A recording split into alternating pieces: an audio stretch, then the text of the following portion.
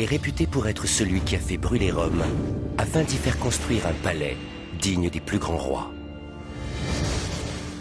Néron voulait prouver qu'il était un dieu. On lui attribue souvent le nombre 666, symbole de Satan dans le Nouveau Testament. Son nom est associé à l'un des plus grands désastres de la Rome antique. Mais ce personnage cruel cacherait-il un autre visage ?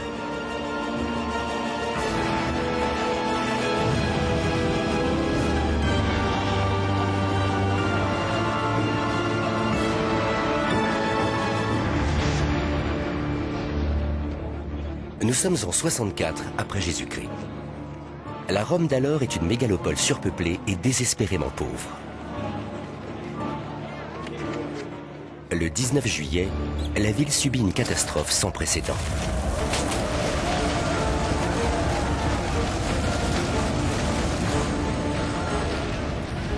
Une étincelle embrase le cœur de l'Empire.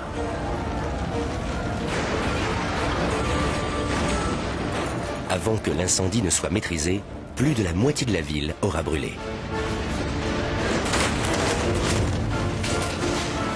Cet événement donne à Néron l'occasion unique de rebâtir Rome. Mais l'ambition de l'empereur n'a pas de limite.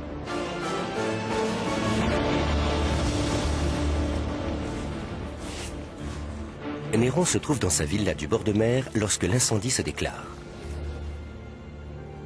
Les premières flammes embrasent le point le plus vulnérable de la ville, le cirque Maxime. La plus grande structure sportive de Rome est entièrement construite en bois. Ces gradins constituent un combustible parfait. En quelques minutes, les flammes ravagent l'intégralité du cirque. Le feu se propage ensuite vers le quartier le plus riche de la ville, le Mont Palatin. L'incendie dévaste les collines autour de Rome et atteint les vallées.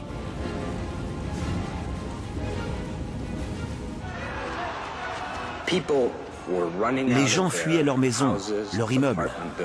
Ils hurlaient et essayaient de se retrouver. Ils appelaient à l'aide et tentaient de secourir ceux qui en avaient besoin.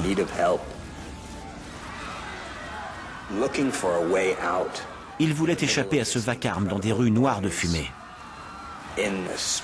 Ils n'arrivaient pas à retrouver leur chemin ou même à savoir où ils étaient. Et très souvent, ils se précipitaient sans le savoir vers le danger, les flammes et la destruction. Le feu ne s'éteint pas avant plusieurs jours. La ville et ses habitants sont anéantis. Beaucoup croient que le pire est derrière eux. Ils se trompent. L'incendie reprend de plus belle. Les flammes se propagent de quartier en quartier, dévorant tout sur leur passage. Rome brûle durant 9 jours. Les dégâts sont immenses. Le grand incendie de 64 est un événement marquant et d'une grande rareté. Les départs de feu étaient fréquents à Rome, mais jamais à une si grande échelle. La ville est presque entièrement détruite. Il faut la rebâtir de fond en comble.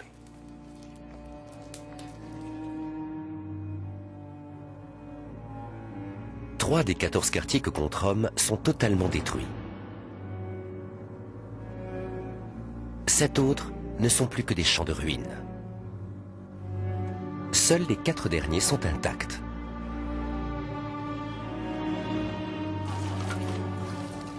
Une opportunité presque trop parfaite pour un bâtisseur.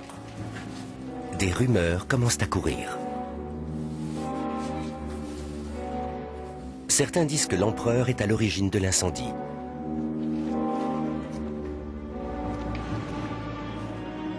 L'histoire raconte que Néron se serait installé à son balcon pour chanter et regarder Rome brûler. Mais comme souvent quand il est question de Néron, il est difficile de différencier la légende de la réalité. En 54, l'accession au pouvoir de Néron est entachée de complots et de mensonges. À Rome, le meurtre est parfois la manière la plus rapide de monter sur le trône. Et la mère de Néron, Agrippine, a de grandes ambitions pour son fils. Elle aurait empoisonné son mari, l'empereur Claude, pour assurer à son fils de prendre un jour la tête de l'Empire romain. Néron accède ainsi au pouvoir. Il n'a que 17 ans lorsqu'il est couronné. Il est trop jeune pour régner seul. Dans les faits, c'est donc sa mère et ses conseillers qui dirigent l'Empire.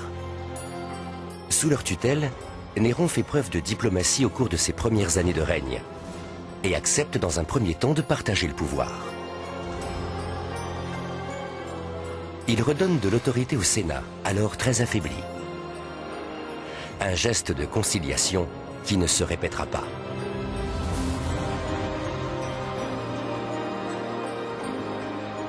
Néron veut gouverner seul. Sa soif de pouvoir va le pousser à écarter sa mère et le Sénat pour régner sans partage.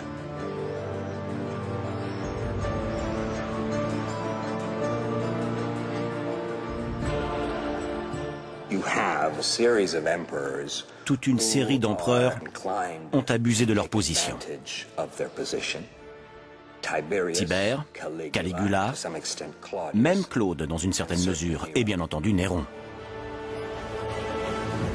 Néron veut régner en maître absolu et se concentrer sur ses plaisirs. Plutôt que de passer ses journées au Sénat, l'empereur fait des courses de chars et des vocalises, et se consacre à l'art sous toutes ses formes. Néron est bien connu pour son amour de la poésie et du chant. Sous son règne, la hiérarchie des castes de la société romaine est mise à mal. L'empereur se conduit comme un citoyen appartenant aux couches les plus basses, alors qu'il est lui-même au sommet. Jusqu'alors, l'empereur ne s'est jamais produit en public. Mais Néron est davantage un artiste qu'un souverain.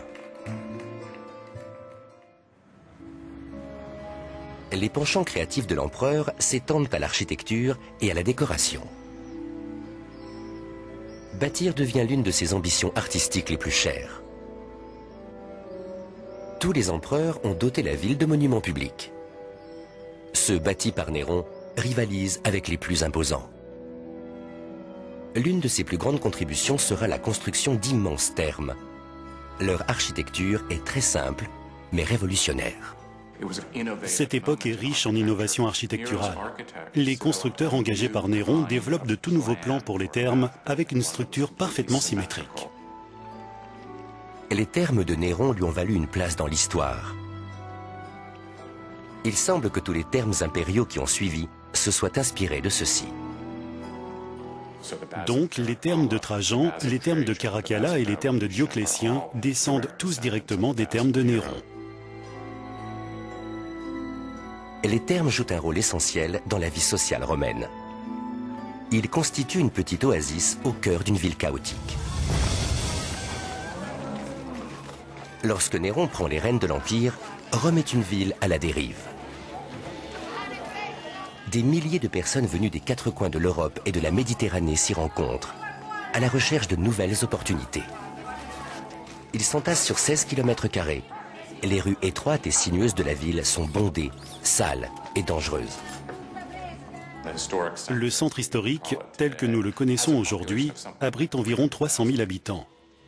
Dans l'Antiquité, il y avait 3 fois plus de personnes dans ce périmètre. Vous pouvez vous imaginer la foule, le bruit, les odeurs dans tous ces lieux où les gens tenaient leurs échoppes. Dites-vous aussi que la rue était le seul endroit où l'on avait accès à l'eau courante, grâce aux fontaines publiques. Il y avait un grand vacarme et beaucoup de désordre. Cette surpopulation n'augure rien de bon.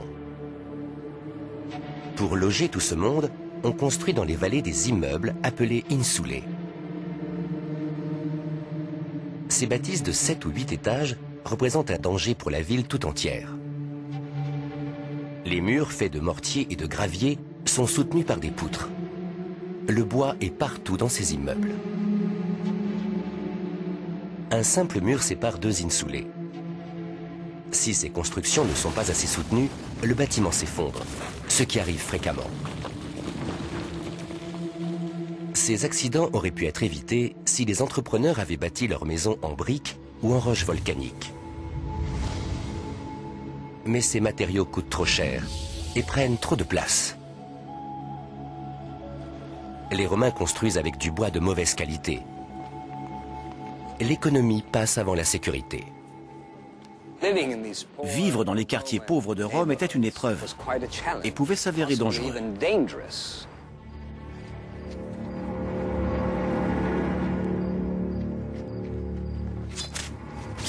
Certains quartiers, comme celui de Subur, sont particulièrement propices à la violence. Le danger est partout, surtout en cas d'incendie. Il arrivait très souvent qu'un incendie se déclare après avoir atteint le bois de construction d'une maison et se propage rapidement à tout le quartier. Dans la cité antique, on recense jusqu'à 100 incendies par jour.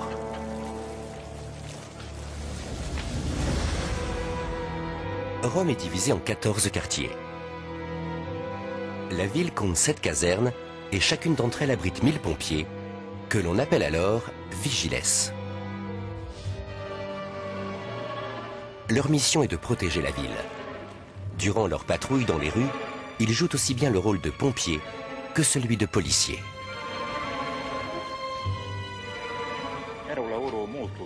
C'était un métier extrêmement dangereux. Les pompiers n'étaient pas bien équipés pour lutter contre le feu. Les incendies se propageaient toujours sur une zone très vaste à cause de la forte présence de bois dans les constructions. Quand les flammes atteignaient le premier étage d'une maison, il devenait impossible de contrôler l'incendie qui se propageait de toit en toit. Les incendies deviennent donc la bête noire de Rome.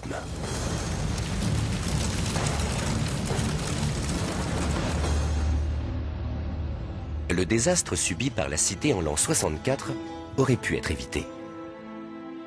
Quasiment toutes les villes de l'Antiquité ont des fortifications. Mais ce n'est pas le cas de Rome.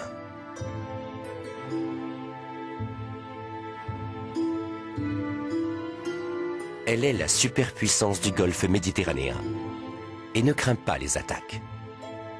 Mais les murs ne servent pas seulement à défendre la ville de ses ennemis. Les empereurs de Rome commencent à en bâtir pour protéger leurs monuments des incendies. Le forum d'Auguste est construit tout à côté du quartier de Subur. Pour le protéger des flammes, Auguste fait donc bâtir un immense mur tout autour du forum. Ce mur, qui s'élève à près de 33 mètres de hauteur, est constitué de gigantesques blocs de pépérite, une roche volcanique. Ce matériau local est un élément central de l'architecture romaine. On le retrouve un peu partout dans les constructions romaines.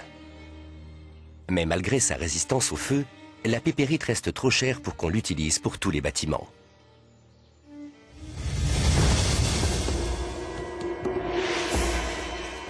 Au pied du mont Palatin, le professeur Clementina Panella a découvert des preuves de la résistance au feu de cette roche. C'est en effet à cet endroit qu'elle a retrouvé des traces de l'incendie de 64. Cette maison appartenait à une personne aisée. Pour faire de si petits cubes de roche volcanique, il fallait les découper à la main. En plus, il n'était pas facile de les disposer de cette façon. Cette roche est donc surtout réservée à l'élite de Rome. Les plus riches s'en servent pour protéger leurs biens du feu. Mais les incendies dans la Rome antique ne sont pas tous accidentels. L'immobilier est un marché lucratif dans cette ville et certains ont trouvé une façon astucieuse de gagner de l'argent.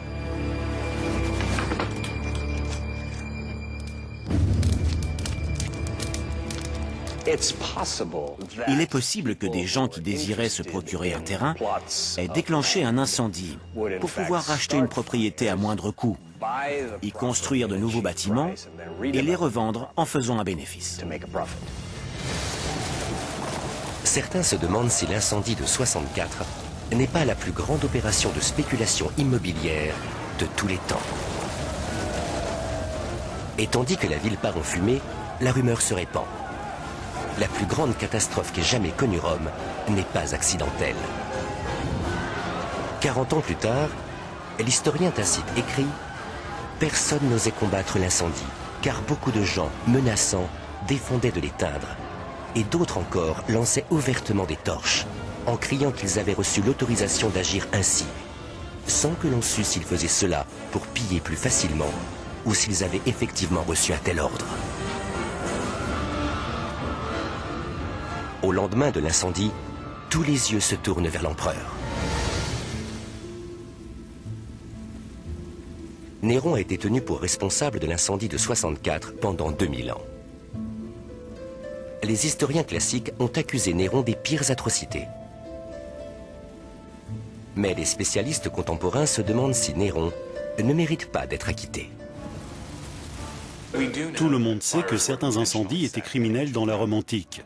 Mais dire que Néron a mis le feu à Rome intentionnellement, c'est très peu probable. Les historiens mettent en avant 3 éléments qui disculperaient Néron. L'empereur a un alibi, aucun mobile, et celui qui l'accuse avait un fort parti pris contre lui. Notre principale source d'information concernant le grand incendie de 64 provient de l'historien Tacite, âgé de 8 ans lors des faits. Mais il est loin d'être impartial. Il faut garder à l'esprit que Tacite éprouve une certaine rancœur envers Néron. Car Tacite appartient à la classe aristocratique, qui voit donc d'un très mauvais œil le fait de partager le pouvoir avec l'empereur. Pour sa défense, Néron ne se trouve même pas à Rome aux premières heures de l'incendie, mais à Antium, au bord de la mer. Il ne regagne la capitale que lorsque ses biens sont directement menacés par le feu. Mais le retour de Néron ne sert à rien. L'incendie détruit le domaine grandiose sur lequel il travaille alors, la Domus Transitoria. La Domus Transitoria est considérablement endommagée dans l'incendie de 64, ce qui n'a pas dû ravir Néron. Mais il profitera de l'occasion pour voir encore plus grand en construisant la maison dorée ou Domus Aurea. La construction de la maison dorée nuit beaucoup à l'image de Néron. Il s'agit du plus grand palais jamais élevé à Rome. Mais cet édifice causera également la perte de l'empereur. Les historiens ont accusé Néron d'avoir causé l'incendie de 64 parce qu'il a utilisé de nombreuses zones détruites par le feu pour bâtir sa Domus Aurea. La maison dorée de Néron est une construction ambitieuse. Le peuple se demande donc si l'empereur ne veut pas simplement agrandir son palais. L'élite de Rome estime qu'il veut bâtir une nouvelle cité qui portera son nom, Néropolis. Au lendemain de l'incendie, la rumeur commence à courir. L'empereur aurait fait brûler Rome pour pouvoir la reconstruire. Quand Néron se rend compte qu'il est en train de perdre la sympathie du peuple et que la rumeur l'accuse d'avoir provoqué l'incendie, il comprend qu'il lui faut un bouc émissaire.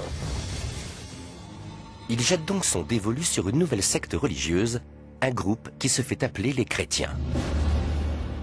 À Rome, la justice est un spectacle public. Et comme toujours, Néron va créer l'événement. Pour punir les chrétiens, il les transforme en torches humaines et les laisse brûler dans son cirque à côté de la colline du Vatican. Sa victime la plus célèbre est un homme connu aujourd'hui sous le nom de Saint Pierre. Selon la légende, il est crucifié la tête en bas au milieu du cirque de Néron. Le corps de l'apôtre est décroché puis enterré sous la colline du Vatican. Son tombeau devient un sanctuaire sur lequel sera bâtie la basilique Saint-Pierre de Rome.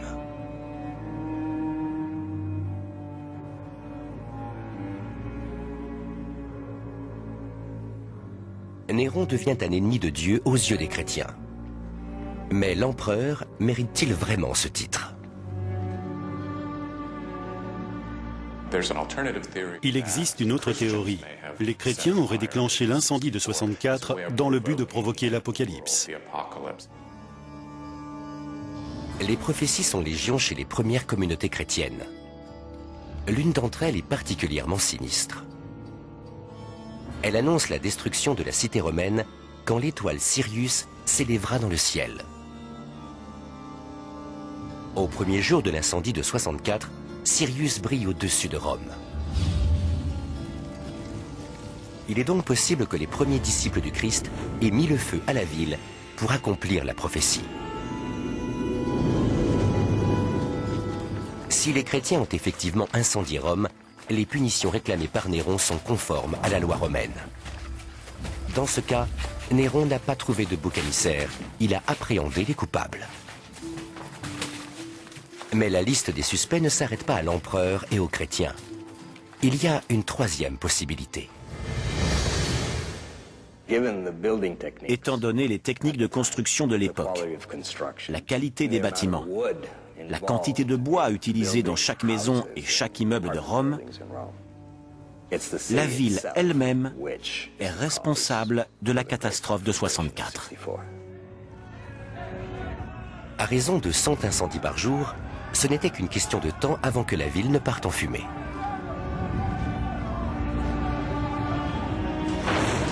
Au lendemain de l'incendie, Néron fait tout pour éviter que Rome subisse à nouveau un tel désastre. Il reconstruit la ville et la rend plus sûre. Mais tous ses efforts tombent dans l'oubli.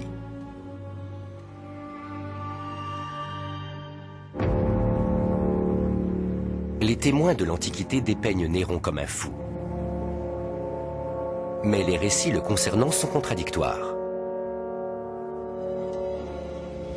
Le règne de Néron est entaché de nombreux meurtres et suicides.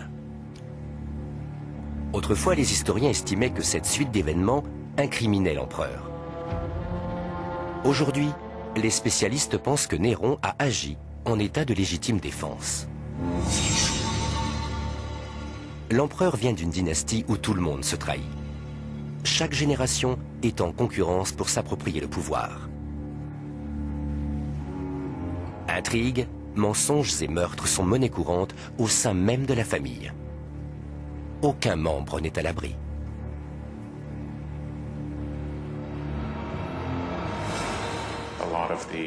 De nombreux meurtres commis dans l'entourage de Néron ont des raisons purement politiques.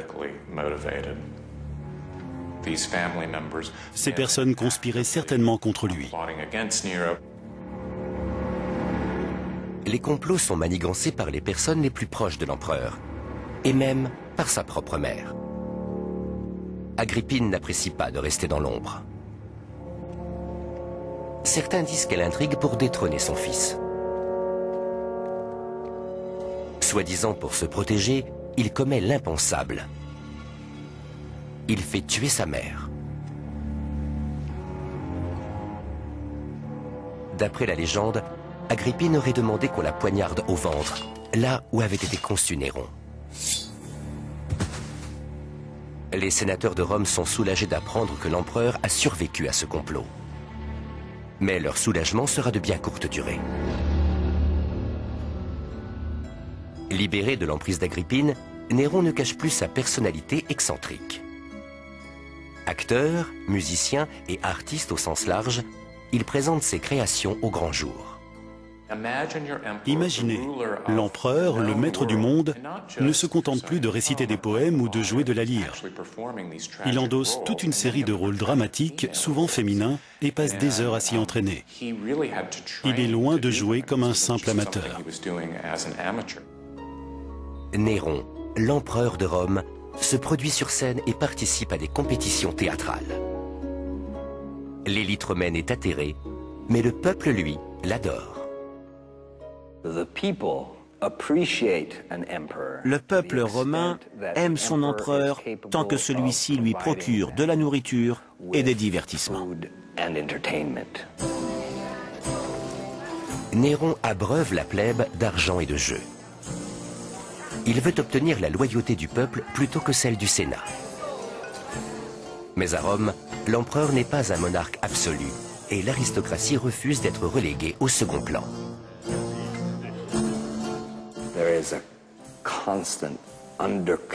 Le Sénat se trouve constamment en conflit avec l'empereur, car c'est le Sénat qui a géré l'État romain durant toute la période républicaine. Néron a redéfini le rôle d'empereur de Rome et de maître du monde méditerranéen. Il envisageait les choses sous l'angle de la monarchie, de la royauté. L'empereur joue à un jeu dangereux. En mettant ainsi de côté l'aristocratie de Rome, il perd tout, y compris sa réputation. En effet, pour l'élite romaine, Néron passe pour un scélérat, un pyromane et un opportuniste. Mais l'empereur mérite-t-il d'être traité ainsi?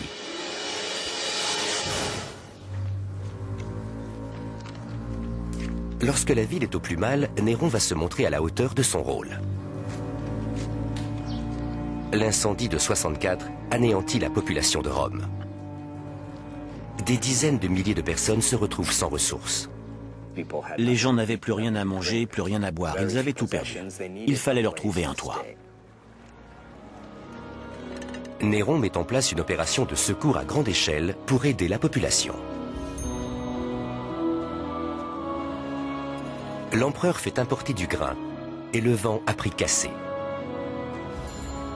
Il transforme ses propres jardins en refuge pour les sans-abri et offre des récompenses à qui déblayera les gravats.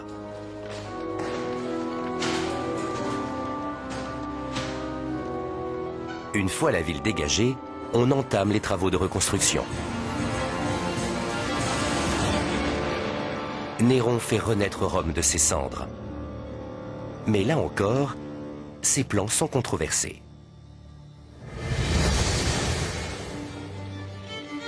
L'impact de Néron sur Rome est discutable. Certains pensent que l'empereur veut transformer la ville.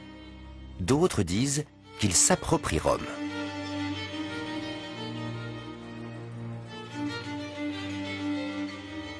Néron ne voulait pas modifier les aménagements urbains de Rome. Il voulait quelque chose pour lui seul. Il voulait un nouveau palais.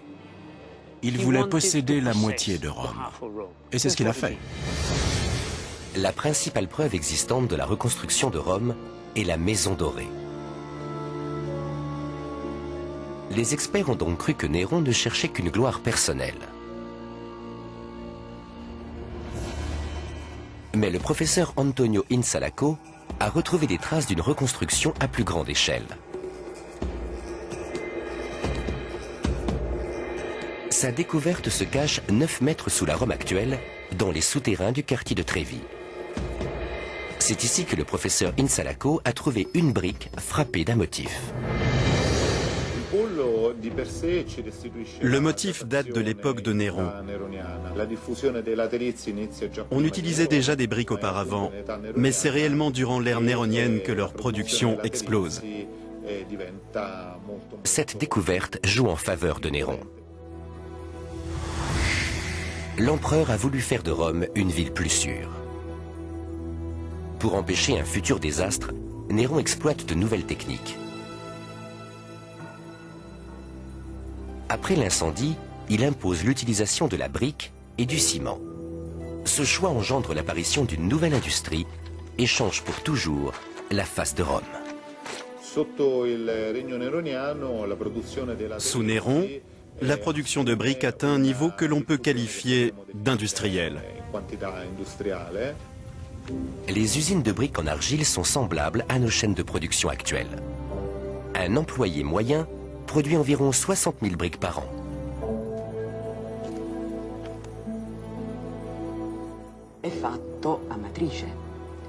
Tout ce qu'il faut pour faire des briques, c'est une argile de bonne qualité. Et le Tibre en regorge. Si le secret de la fabrication des briques réside dans l'argile, celui du ciment se cache dans la puzzolane. Le professeur Gianni Ponti est à la recherche d'une carrière antique dans un quartier de la Rome actuelle. Sa mission, découvrir la clé de la composition du ciment romain. La puzzolane. Voilà le secret des constructions romaines en ciment. C'est un matériau très friable. Ça ressemble à du sable, même si techniquement il s'agit de cendres volcaniques. Ce sable unique peut être mélangé à de la chaux et de l'eau et durcir dans un environnement très sec. La puzzolane peut même durcir sous l'eau. Tout ceci rend le ciment très dur et très résistant et en fait donc un matériau idéal pour la construction de murs. Les nouveaux codes architecturaux instaurés par Néron changent la physionomie de Rome. Les façades avec poutres apparentes laissent place à des murs faits de briques et de ciment. Néron interdit que 2 maisons aient un mur mitoyen. Ici, on peut voir la ligne de démarcation entre 2 bâtiments. Celui au nord était une insula, celui au sud était un bâtiment public. Néron impose une limite au nombre d'étages des immeubles. Il fait élargir les rues et installe des arcades pour que les pompiers puissent atteindre les étages supérieurs. Tacite écrit « Ces changements furent bien accueillis grâce à leur fonctionnalité et à leur aspect esthétique dans la nouvelle ville. » Tacite est forcé d'admettre qu'après l'incendie, Néron a transformé la ville en une véritable capitale mondiale. Même les détracteurs de l'empereur reconnaissent son impact positif sur la ville.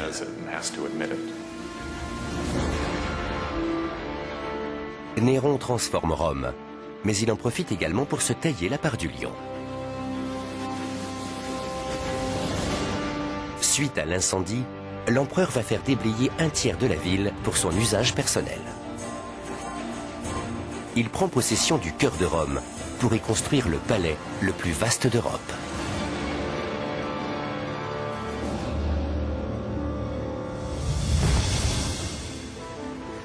L'incendie de 64 ravage ce que l'on appelle aujourd'hui la vallée du Colisée. C'est un terrain constructible de premier choix en plein cœur du centre-ville. Et Néron se l'approprie. Il y bâtit sa maison dorée, une vaste oasis constituée de jardins publics et de pavillons disposés autour d'un immense lac artificiel. Aujourd'hui, les archéologues font d'importantes découvertes sur ce site de fouilles.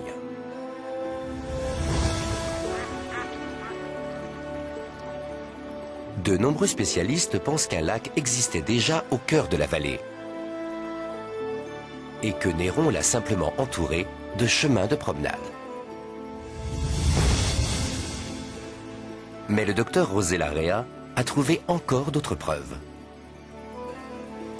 Sous le Colisée, dans les profondeurs de l'amphithéâtre, nous avons retrouvé des maisons datant de la fin de la période républicaine et du début de la période impériale.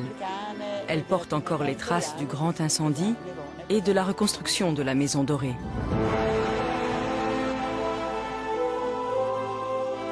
La découverte du docteur Rea change l'image que l'on se fait de la Rome antique et apporte de nouvelles preuves des dégâts causés par l'incendie. On découvre également que Néron confisque des maisons dans le but de construire son lac artificiel. Il détruit certains quartiers que l'incendie a épargnés. L'empereur utilise des armes de guerre pour dégager les débris des maisons romaines.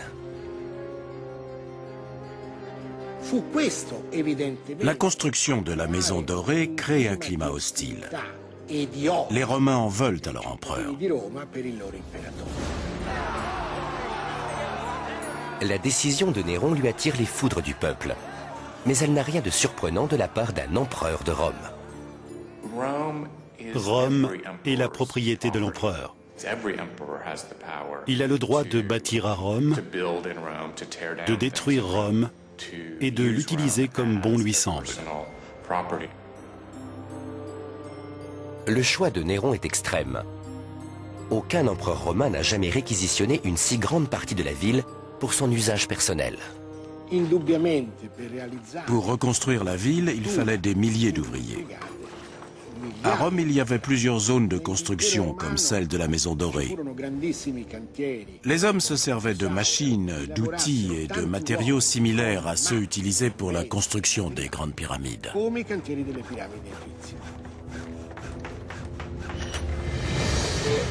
Une équipe de l'Université de Rome a récemment découvert les fondations de l'imposant palais de Néron. Nous avons trouvé les gigantesques fondations de la voie sacrée qui menait à l'entrée du palais de Néron, à la suite de l'incendie de 64.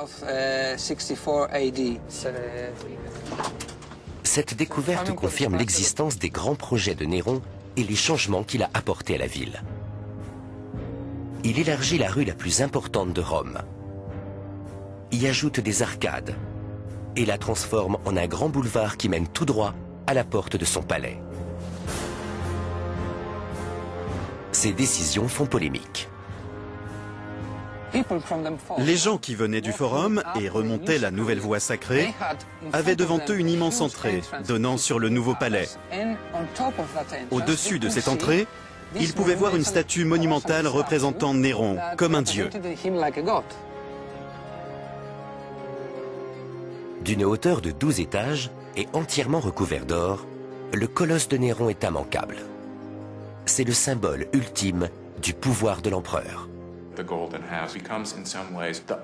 La Maison Dorée démontre la nouvelle conception du rôle de l'empereur à laquelle s'est consacré Néron.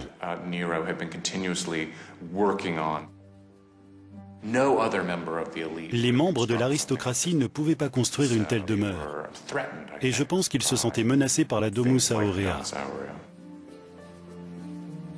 La Maison Dorée de Néron est son chef-d'œuvre.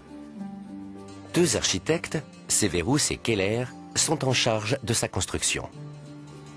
On dit d'eux qu'ils sont les architectes les plus audacieux du monde romain.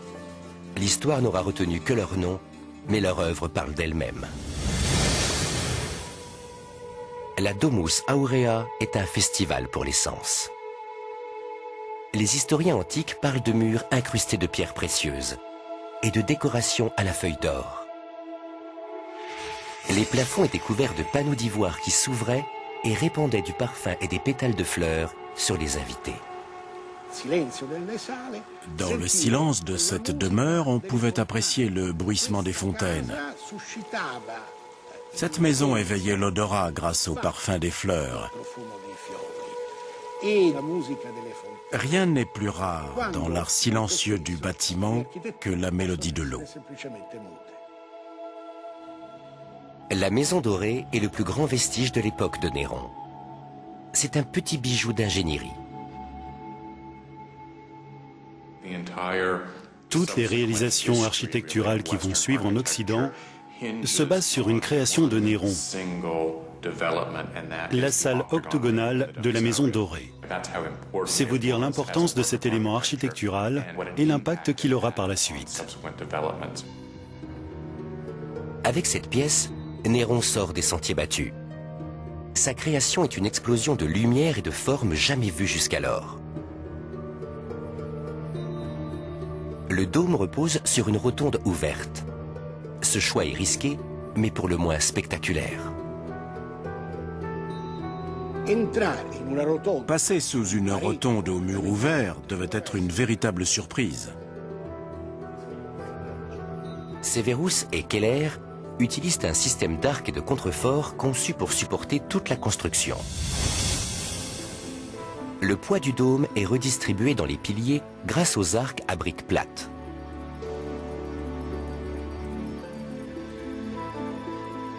Les piliers sont eux-mêmes soutenus par les pièces voisines. La voûte est faite en ciment auquel on a mélangé de la pouzzolane et des éclats de roches volcaniques. Ainsi, le ciment est aussi léger que durable.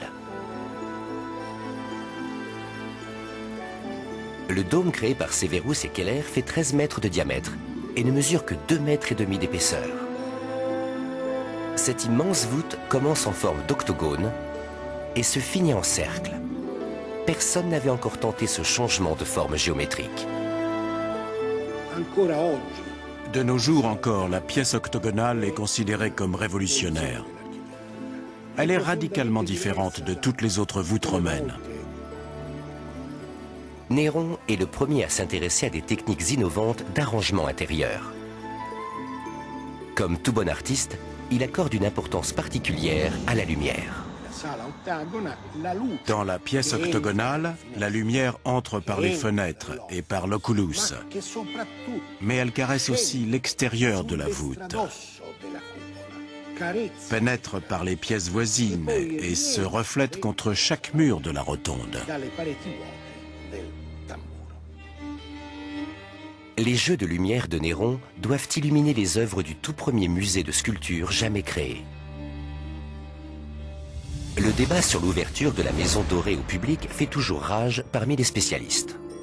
Durant des siècles, ils ont supposé que l'empereur seul avait accès à sa demeure. Aujourd'hui, cette théorie est remise en question. En réalité, la Maison Dorée était un lieu public où les gens se promenaient. Néron y affichait librement ses goûts artistiques. Après la création de la Domus Aurea, les historiens antiques accusent Néron de tout et n'importe quoi. Leur attaque la plus violente, Néron aurait assassiné son épouse, alors enceinte.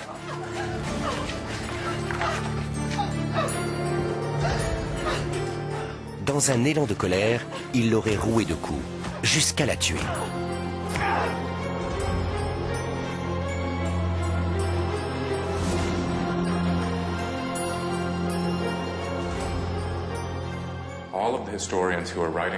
Tous les historiens qui ont traité du règne de Néron lui sont hostiles. Il faut donc prendre avec des pincettes les récits où Néron assassine divers membres de sa famille. Ce qui est certain en revanche, c'est que la Maison Dorée est la goutte d'eau qui fait déborder le vase pour les aristocrates romains. Néron vit ses derniers instants. En 68 après Jésus-Christ, l'Empire romain est au bord de la ruine.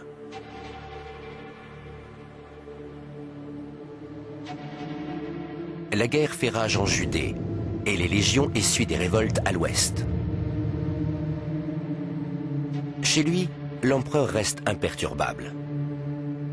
Néron est trop occupé à travailler sa voix. C'est une erreur fatale. Le Sénat en a assez et déclare Néron ennemi public.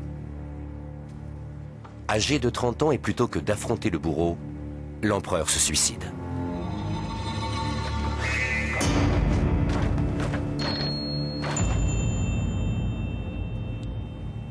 Selon la légende, Néron est théâtral jusqu'au bout. Dans son dernier souffle, il aurait déclaré « Quel artiste périt avec moi ?»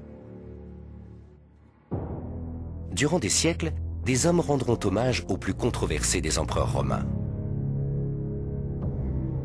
Malgré sa popularité, Néron subit une ultime campagne de dénigrement. Néron va subir la damnatio memoriae, qui est une condamnation à l'oubli post-mortem. Ses actions seront donc manipulées pour être toujours montrées sous un jour négatif.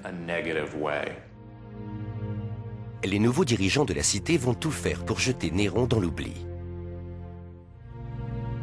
Mais en fin de compte, son influence sur Rome prévaudra. Après le décès de Néron, le pouvoir revient finalement à Vespasien, le premier empereur de la dynastie des Flaviens. Comme tous ses prédécesseurs, Vespasien lance un projet architectural. Il faudra 3 empereurs de la dynastie flavienne avant qu'il ne soit achevé. Ils bâtissent le plus grand amphithéâtre du monde. Et ils ont choisi de l'installer sur le lac de Néron. Le message est clair. Les Flaviens rendent Rome aux Romains. Le Colisée a été bâti pour rendre au peuple romain ce territoire que Néron s'était réservé. Le Colisée doit aussi ramener l'ordre dans la société romaine. Les sièges sont rangés par caste sociale. L'élite est au plus près de l'action. Les plébéiens et les esclaves sont tout en haut. Néron a inversé l'ordre des classes sociales romaines. En construisant le Colisée, les Flaviens tentent de remettre de l'ordre dans la hiérarchie sociale traditionnelle. Les spectateurs n'ont qu'à regarder de l'autre côté de l'arène pour voir où il se situe dans la société romaine. Paradoxalement, le Colisée ne porte plus le nom de ses créateurs. Dans l'Antiquité, il s'appelait l'amphithéâtre Flavien. Aujourd'hui, son nom lui vient d'une création néronienne. Au IIe siècle après Jésus-Christ, le colosse de Néron est déplacé. On l'installe sur un piédestal à côté de l'amphithéâtre Flavien. Au Moyen-Âge, les Flaviens sont tombés dans l'oubli. L'amphithéâtre s'appelle désormais le Colisée, en raison du colosse qui se dresse juste à côté.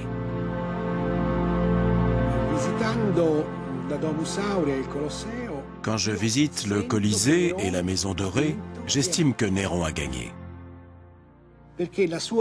Il a même doublement gagné. Sa somptueuse maison est toujours là, quasiment intacte. Et le Colisée, l'un des monuments les plus connus au monde, porte le nom d'une création néronienne. Néron gagne 2-0 contre les empereurs flaviens. Néron laisse en héritage son influence sur l'art et l'architecture romaine. En 104 après Jésus-Christ, sa fameuse salle octogonale est ensevelie par l'empereur Trajan. Son architecte, Apollodore de Damas, sera le dernier à étudier les secrets de Néron. Apollodore s'en est très certainement inspiré pour bâtir l'un des dômes les plus importants de l'histoire, celui du Panthéon.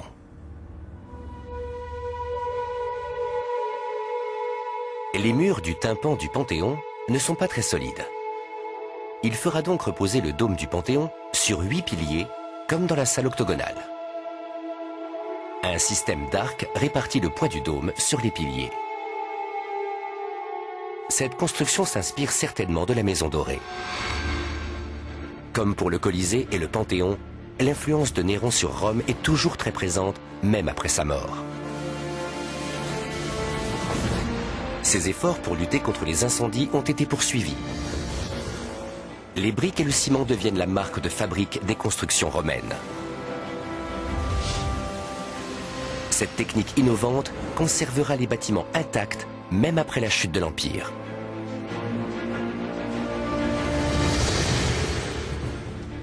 À la Renaissance, l'influence de Néron sur Rome est quasiment oubliée, jusqu'à un étrange clin d'œil du destin. Les papes rebaptisent sur les fondations d'une vieille église la basilique dédiée à Saint-Pierre. Pour décorer ces murs, les artistes descendent dans les ruines de la Maison Dorée et y découvrent de magnifiques œuvres qu'ils recopient sur les murs du Vatican.